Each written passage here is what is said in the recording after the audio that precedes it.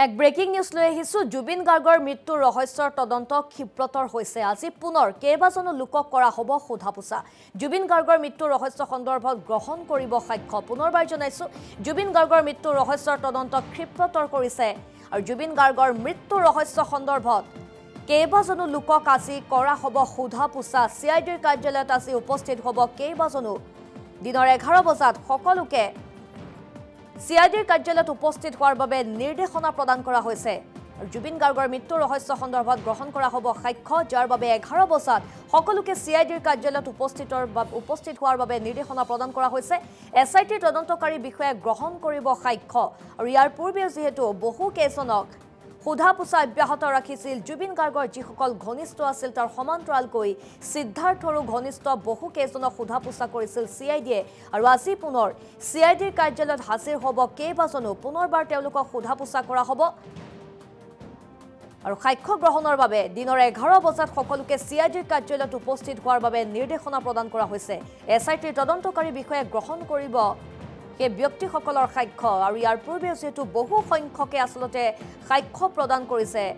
তেওঁলোকৰ ভাষ্য গ্ৰহণ কৰা হৈছে জবানবন্দী কৰা হৈছে আৰু সিংগাপুৰৰ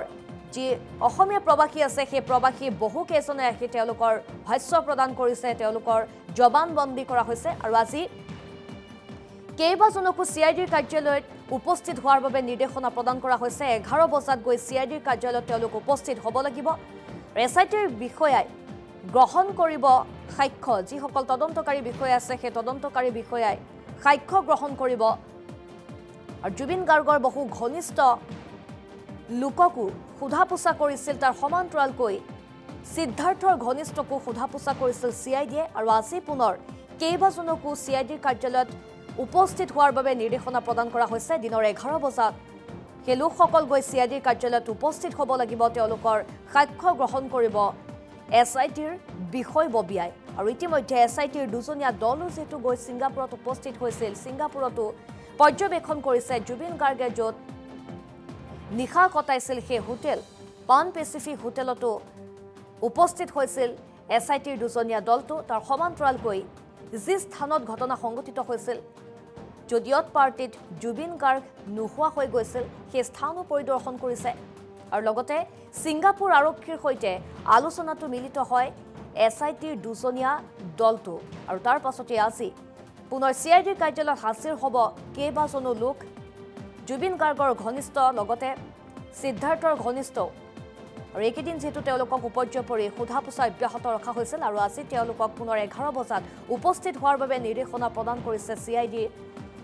বিষয়ববীয়াই আৰু আজি সিআইডিৰ কাৰ্যালয়ত তেওঁলোক গৈ হাজিৰ হ'ব লাগিব আৰু এছআইটিৰ তদন্তকাৰী বিষয়াই গ্ৰহণ কৰিব সেই লোকসকলৰ সাক্ষ্য ইতিমধ্যে বহু কেইজন গৈ যেহেতু তেওঁলোকে ভাষ্য প্ৰদান কৰিছে তেওঁলোকৰ জবানবন্দী কৰা হৈছে আজি পুনৰ উপস্থিত হ'ব কেইবাজনো লোক সিআইডিৰ কাৰ্যালয়ত উপস্থিত হ'ব লাগিব তেওঁলোকৰ ভাষ্য গ্ৰহণ কৰা হ'ব এছআইটিৰ তদন্তকাৰী বিষয়াই গ্ৰহণ কৰিব তেওঁলোকৰ সাক্ষ্য যেহেতু এই ঘটনা সন্দৰ্ভত ৰাজ্যজুৰি প্ৰতিবাদ অব্যাহত আছে সকলোৱে ন্যায়ৰ দাবী তুলি আছে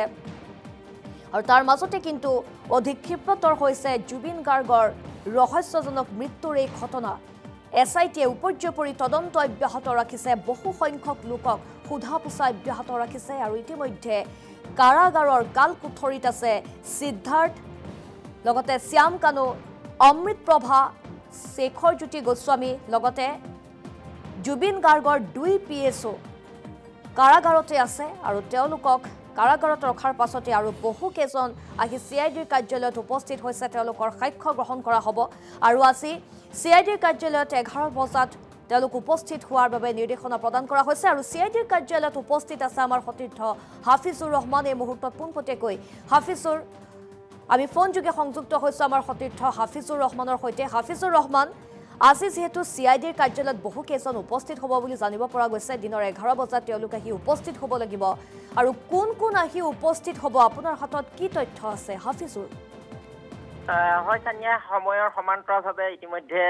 জুবিন গাৰ্গৰ মৃত্যুৰ ৰহস্যৰ ঘটনাৰ যি গোচৰ সেই গোচৰ তদন্ত প্ৰক্ৰিয়া চলি আছে এটা দল আপুনি উল্লেখ কৰাৰ ধৰণে বা আমিও অসম লাইভৰ দৰ্শকসকলক জনাই আহিছিলোঁ এটা দল ছিংগাপুৰত বৰ্তমান অৱস্থান কৰি তাত তদন্ত প্ৰক্ৰিয়া চলাই আছে ছিংগাপুৰ আৰক্ষীৰ সহযোগত আৰু আন যিটো SIT দল সেই দলটোৱে CIDৰ মুখ্য কাৰ্যালয়ত প্ৰতিটো দিনতে তেওঁলোকে তদন্ত প্ৰক্ৰিয়া চলাই আছে তদন্ত ক্ষিপ্ৰতৰ কৰিছে বুলি ক'লেও ভুল কোৱা নহ'ব এই কাৰণেই কাৰণ বন্ধৰ দিনতো তেওঁলোকে বহুকেইগৰাকী লোকক CIDৰ কাৰ্যালয়লৈ মাতি এই গোটেই গোচৰটোৰ সন্দৰ্ভত তেওঁলোকে সাক্ষ্য গ্ৰহণ কৰি অহা দেখিবলৈ পোৱা গৈছিলে আৰু কালিৰ দিনটোতো জুবিন গাৰ্গৰ মৃত্যুৰ ৰহস্যৰ সন্দৰ্ভত প্ৰায় 5 গৰাকীকৈ লোকক ইয়াত সোধা-পোছা কৰা হৈছিল তেওঁলোকৰ সাক্ষ্য গ্ৰহণ কৰা হৈছিল তাৰ ভিতৰত আছিল সিদ্ধাৰ্থৰ যিখন হোটেল হেৰিটেজৰ লগত জড়িতৰ প্ৰসংগ উত্থাপন হৈছিল গতিকে হেৰিটেজৰ দুগৰাকীকৈ বিষয়াক CIDৰ কাৰ্যালয়লৈ তলব কৰি সোধা-পোছা কৰা হৈছিল লগতে সিদ্ধাৰ্থৰ যিগৰাকী অতিকৈ ঘনিষ্ঠ প্ৰেয়সী বুলি ক'লেও ভুল কোৱা নহ'ব প্ৰতীক্ষা দাসকো তলব কৰি দীৰ্ঘ সময় ধৰি তেওঁক সোধা-পোছা কৰিছিল তাৰ পিছত নিশাৰ ভাগত যাবলৈ দিয়া হৈছিল আৰু লগতে জুবিন গাৰ্গৰ যি দুগৰাকী বাদ্যযন্ত্ৰী শিল্পী তেওঁলোকৰো কালিৰ দিনটোত সাক্ষ্য গ্ৰহণ কৰা হৈছিল গতিকে এক প্ৰকাৰ SITৰ তৰফৰ পৰা এই যি গোটেই গোচৰটো সময় যিমানে বাগৰিছে তেওঁলোকৰ তদন্ত প্ৰক্ৰিয়া ক্ষিপ্ৰতৰ কৰি তোলা দেখিবলৈ পোৱা গৈছে আজিৰ দিনটোতো প্ৰায় কেইবাগৰাকীও ব্যক্তিক CIDৰ কাৰ্যালয়লৈ তলব কৰা হৈছে সেই ব্যক্তিসকলৰ ভিতৰত আচলতে আমি নাম কেইটা এই মুহূৰ্তলৈকে জানিব পৰা হোৱা নাই কিন্তু সিদ্ধাৰ্থ আৰু শ্যাম কানুৰ লগত জড়িত সেই ব্যক্তিকেইগৰাকীক মতা বুলি CIDৰ এক সূত্ৰই আমাক জানিবলৈ দিছে গতিকে সিদ্ধাৰ্থ আৰু শ্যাম কানুৰ লগত জড়িত ব্যক্তি হ'বলৈ হ'লে হয়তো ব্যৱসায়িক ক্ষেত্ৰখনৰ লগত জড়িত লোকসকলেই হ'ব আৰু সেই অনুসৰি তেওঁলোকক 11 বজাত যিহেতুকে হাজিৰ হ'বলৈ নিৰ্দেশ দিছে গতিকে 11 বজাৰ পূৰ্বে হয়তো তেওঁলোক আহি হাজিৰ হ'ব আৰু হাজিৰ হোৱাৰ পাছত আজি তেওঁলোকৰ সাক্ষ্য গ্ৰহণ কৰিব ইতিপূৰ্বে গোটেই ঘটনাটোৰ সন্দৰ্ভত প্ৰায় 80 জনতকৈ অধিক লোকক সোধা-পোছা কৰিছে SITৰ দলটোৱে তেওঁলোকে বিভিন্নজনৰ ষ্টেটমেণ্ট কোৰ্টত অৰ্থাৎ আদালতত লিপিবদ্ধ কৰিছে ন্যায়াধীশৰ সন্মুখত আন কেইবাগৰাকীও লোকৰ সাক্ষ্য গ্ৰহণ কৰি তথ্য পাতি CIDয়ে লাভ কৰিবৰ কাৰণে সক্ষম হৈছে মুঠতে গোটেই গোচৰটো জুবিন গাৰ্গৰ মৃত্যুৰ ৰহস্যৰ গোচৰটোৰ তদন্ত ক্ষিপ্ৰতাৰে চলাই থকা দেখিবলৈ পোৱা গৈছে আৰু আমি পোৱা খবৰ অনুসৰি SITৰ যিটো দল মুন্না প্ৰসাদ গুপ্তা তৰুণ গোয়েল যি দুগৰাকী ইতিমধ্যে ছিংগাপুৰত অৱস্থান কৰিছিলে তেওঁলোকেও তাৰ পৰা যথেষ্টখিনি তথ্যসমূহ লাভ কৰা বুলি জানিব পৰা গৈছে আৰু হয়তো আজি নহলে কাইলৈৰ ভিতৰত সেই দলটো গুৱাহাটীলৈ ঘূৰি আহিব বুলি জানিব পৰা গৈছে গতিকে তেওঁলোক উভতি অহাৰ পাছত কি ধৰণৰ তথ্য ছিংগাপুৰৰ আৰক্ষীয়ে তেওঁলোকক প্ৰদান কৰিলে বা তাত কি ধৰণৰ তথ্যসমূহ লাভ কৰিবৰ কাৰণে সক্ষম হ'ল সেয়া হয়তো SITৰ চিফ মুন্না প্ৰসাদ গুপ্তাই সংবাদ মাধ্যমৰ সন্মুখত সদৰি কৰিব গতিকে সেয়া পৰৱৰ্তী সময়ত জানিব পৰা যাব তেওঁলোকে লাভ কৰা তথ্যসমূহে গোচৰটোৰ ক্ষেত্ৰত কি ধৰণৰ ৰূপ লয় সেয়াও এক